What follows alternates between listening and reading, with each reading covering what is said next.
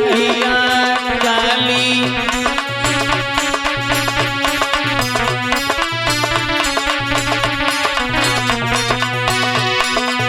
काहे की पट गेंद बनाई बाबा, अरे काहे की पट गेंद बनाई।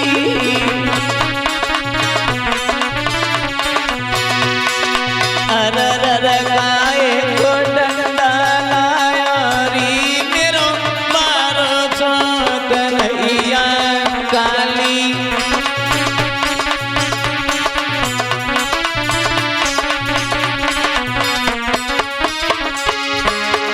के काली देह पर खेलन यारी मेरो मारो छो कन्हैया काली।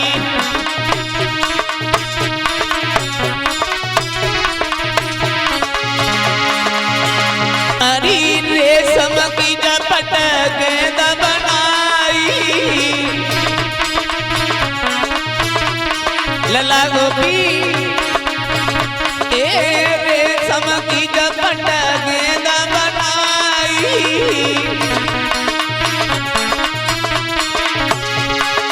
अरर चंदन गंगा लाया रे मेरो मारो छो कन्हैया काली।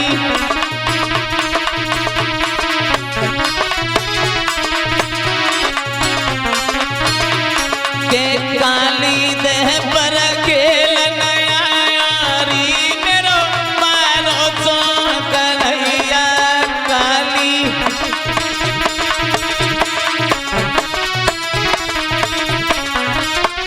बोलिए कन्हैया लाल की सच्चे दरबार की।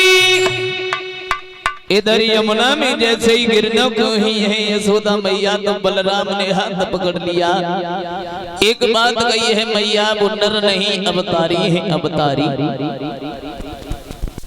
यशोदा मैया कहने लगी देखो चाहे वो नर हो या अवतारी हो, लेकिन मेरे लिए तो मेरा लड़का है, मेरा लड़का।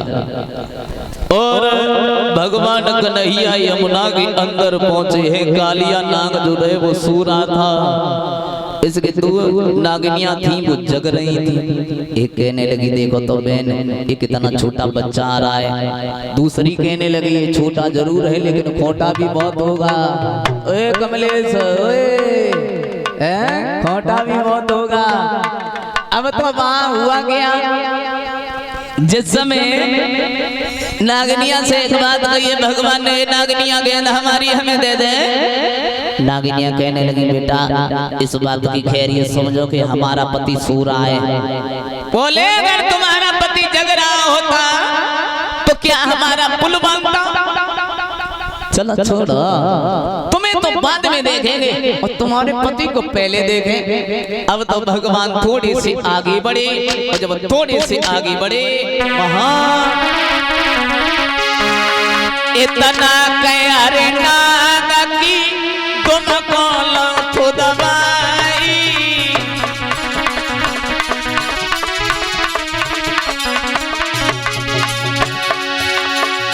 और भूखारी भगता हुआ जब उठो सनप सन्नाए।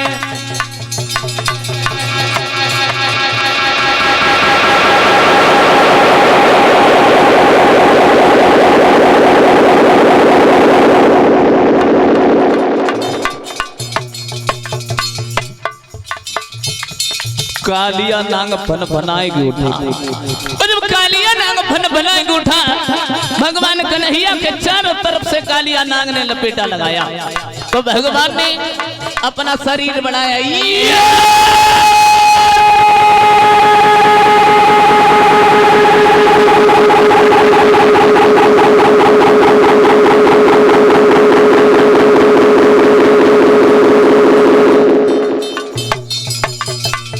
हुआ क्या गोपी,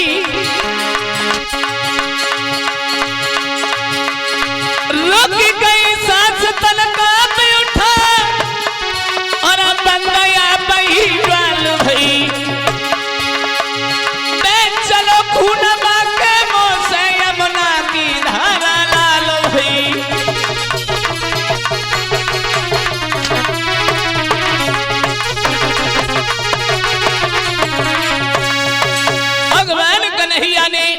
नथनी पिचका के कालिया नाग को नाथ लिया। बोलिए गोविंदा भगवान की। फन पे बैठ के आए और जब फन पे बैठ के आए ग्वालवाल जय जयकार करते हैं और कन्हैया ने कालिया नाग से एक बात कही है, तुम जो है ऐसा करो काली देह को छोड़ के चले जाओ। बोले महाराज हमें गरुड़ खा जाएंगे। गरुड़ और कालिया नाग का भय क्या था? ये भक्तों जो थे ये कद्रू और बिनता के लड़का आते। तो एक दिन गरुड़ जो हते तो वहां सर्पों को खाने लगे और जब सर्पों को खाने लगे तो वहां इधर 10 खाते हैं और 10 बिगाड़ते हैं। तो सर्पों ने मीटिंग की है कि देखो तुम गरुड़ के पास एक जाओ और एक को ही खाएंगे, 10 बिगाड़ेंगे नहीं। कालिया नाग की बारी आई और जब कालिया नाग की बारी आई तो वहां इधर कालिया नाग ने गरुड़ को युद्ध के लिए ललकारा और ये युद्ध में हार गया, काली देह में आखिर रहने लगा। तो परीक्षित कहने लगे महाराज जब बताओ गरुड़ काली देह में क्यों नहीं आई? बोले काली देह में इसलिए नहीं आई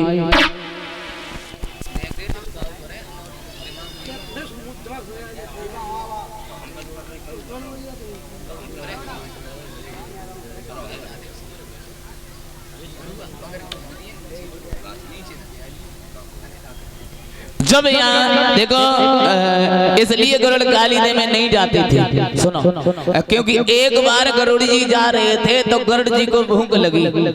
इन्होंने काली देह से मछली पकड़ी और कदम के वृक्ष पे खाने लगी। उसी काली देह पे मतंग ऋषि जी का आश्रम था। मतंग ऋषि जी किसी को मछलियां नहीं मारने देते थे।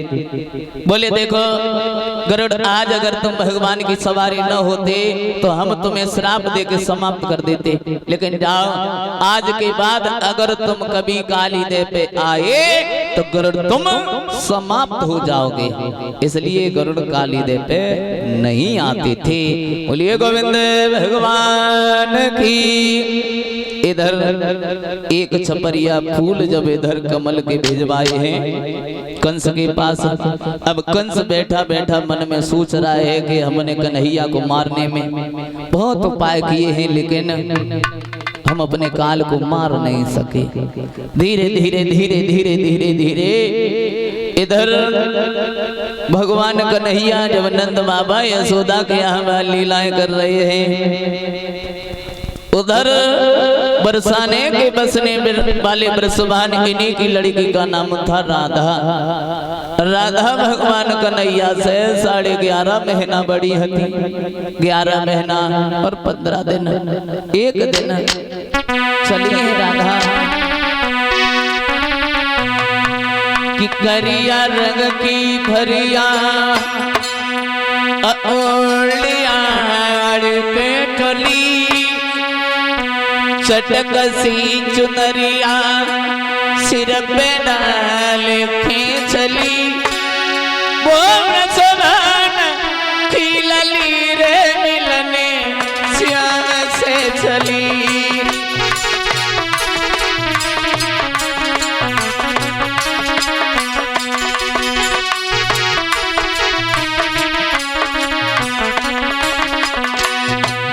एक दिन राधा भगवान कन्हैया को ढूंढती रही। जब गोपी चली वहां एक करिया रंग की भरिया एक करिया रंग की भरिया ओढ़ियाड़े के चली चटक सी चुनरिया सिर पे डाल के चली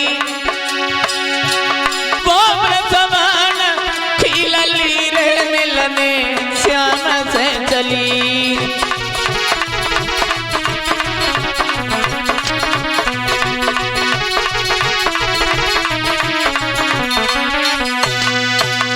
राधा कन्हैया को ढूंढती भाई चली। तो देखा एक ग्वाला से पूछा है क्यों? जब बताओ तुमने कहीं श्याम को देखा है? वो ग्वाला कहने लगा थोड़ी देर पहले तो हमने देखा था और हम अपने घर चले गए, उनका कहीं पता नहीं। थोड़ी देर बाद वो ग्वाला कन्हैया से मिला और एक बात कही है, आज तुम्हें कोई ढूंढ रहा है। बोले कौन ढूंढ रहा है? तो राधा की पहचान बताता हुआ वो ग्वाला बोला है गोपी कि काना कोई बुलावे कनखवारी, काना सुन ले काना कोई बुलावे कनखवारी, काना सुन ले।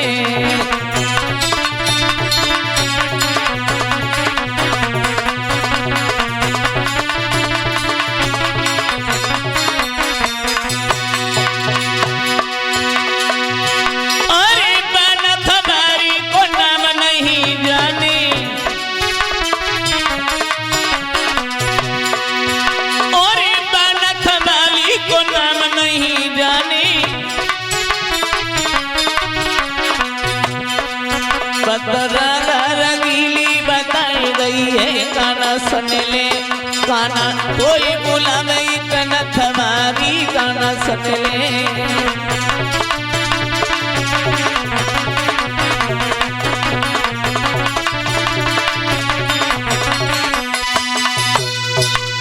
बोले देखो तुम्हें कोई ढूंढ रहा है। तब तक राधा आ गई और राधा ने कन्हैया से एक बात कही है, क्यों श्याम सुंदर? बोले क्या यहीं रहते हो? बोले नहीं राधा, हम यहाँ गाय चराने के लिए आते हैं। सखा जो हते सो हमारे सब चले गए, क्यों ना राधा तुम ऐसा करो, तुम्हें मैं हमारे घर छोड़ दे। राधा कहने लगी जा मैं कौन सी बड़ी बात है, चलो। यशोदा मैया ने जिस समय देखा है कन्हैया से एक बात पूछी, क्यों कन्हैया जब बताओ यार बिटिया के नगी है? बोले मैया हम जा तो नहीं जानते हैं लेकिन की बिटिया है, लेकिन जब मालूम है इनको नाम राधा है। राधा मुझे इतनी मीठी मीठी बातें करते हैं, इतनी मीठी मीठी बातें करते हैं, जानो जगे मुंह में चीनी को शरबत धरो हुई। तो राधा को आदर से इधर गोद में बिठाला और एक बात पूछी है, जब बताओ तुम्हारे माता पिता का क्या नाम है? तो राधा अपनी पहचान बताती हुई यशोदा मैया से बोली, क्या बोली सुनो। राधा बोली ब्रजभान पिता और जो बरसाने में रहते और मैया को नाम कीरती है और राधिका कहते हैं।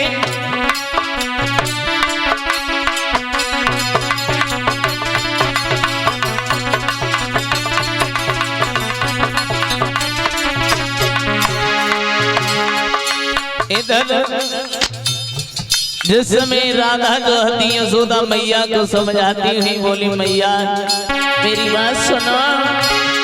गोपी राधा बोली ब्रजभान पिता जो बरसाने में रहते, मैया को नाम कीरती है और हमें राधिका कहते हैं।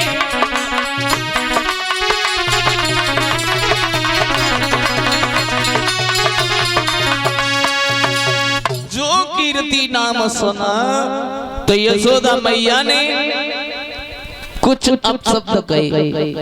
क्यों कहे? क्योंकि कीरति जो थी वो कन्नौज के राजा वह नंदन की लड़की थी, तो यशोदा मैया जो थी अपने इसी फर्रुखाबाद की रहने वाली थी। इनका बहन बहन का रिश्ता रहे तो सोचा है कि इतनी सुंदर लड़की घर में हो गई और हमें खबर लो बैठो भाई। फिर एक बात और सोची, अगर इतनी सुंदर बहू अगर जो हमारी लड़का की आ जाए तो हमारी जो लड़का की तो जिंदगी सुधर जाएगी। तो कन्हैया जो हते सो यशोदा मैया की बात समझ गई। एक बात कही मैया, हाँ लला इधर आ मैया। अब यहीं से बताओ आपकी को शरीर है, चलो फिरो ना जाते। अरे ना इधर आ जा मैया। बताओ क्या बात है। इधर आ जा मैया। हाँ तुम जब बताओ, तुम एक बात हमारी मानोगी? हाँ मान लियो, जरूर मानूंगी। जो हम तुमसे कहें तुम हमारी बात मान लियो। बिल्कुल मान लूंगी। बताओ तो। देखो मैया, हम तुम्हारे अकेले लड़का है। हाँ सो तो भाई है। हाँ तो देखो तुम हमारी एक बात मानो, इधर आओ। हाँ बताओ। बात तुम मानोगी ना? मैं मान लूंगी। बताओ तो। मान लियो। हाँ तो बात जो है, हाँ बताओ ना। बात कोई और ना सुन ले। इधर आओ। बताओ तुम बात हमारी मानो, मानो की बात। अरे तुम अब मैं ध्यान में ना सुनूंगी तुम्हारी बात। क्यों? तुम अब बिलाज इलाज वैसे ही नोचे दे तो। अरे देखो हाँ मैया, देखो मेरी बात सुनो। तुम ऐसा करो मैया कि मैया कर दे मेरो ब्याह, और मंगा दे दुल्हन गोरी सी।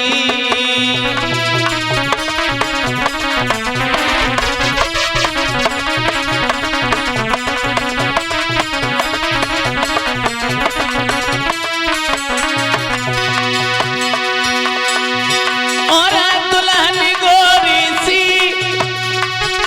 मंगा दे, दुल्हन गोरी सी मैया कर दे मेरो ब्याह, मंगा दे दुल्हन गोरी सी।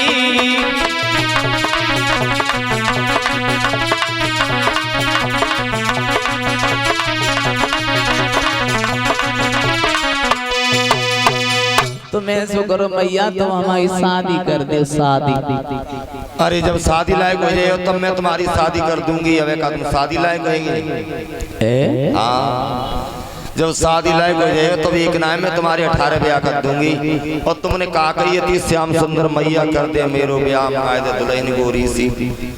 भला तुम काले कलूटे डामन जैसे ड्राम और मोड़ी गोरी, तुम्हारे छुए हाथ की चरंग ना चवे।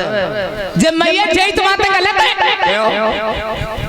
जो देखो ऊपर से काले होते हैं वो दिल के उजाले होते हैं, जो ऊपर से गोले होते हैं वो दिल के काले होते हैं। ये तो तुम अपने ही ऊपर कह रहे हो। अब बताओ तो जाके 20 प्रमाण दे दे। तो ये बताओ। सुनो मेरी बात सुनो कि सुन मैया मोर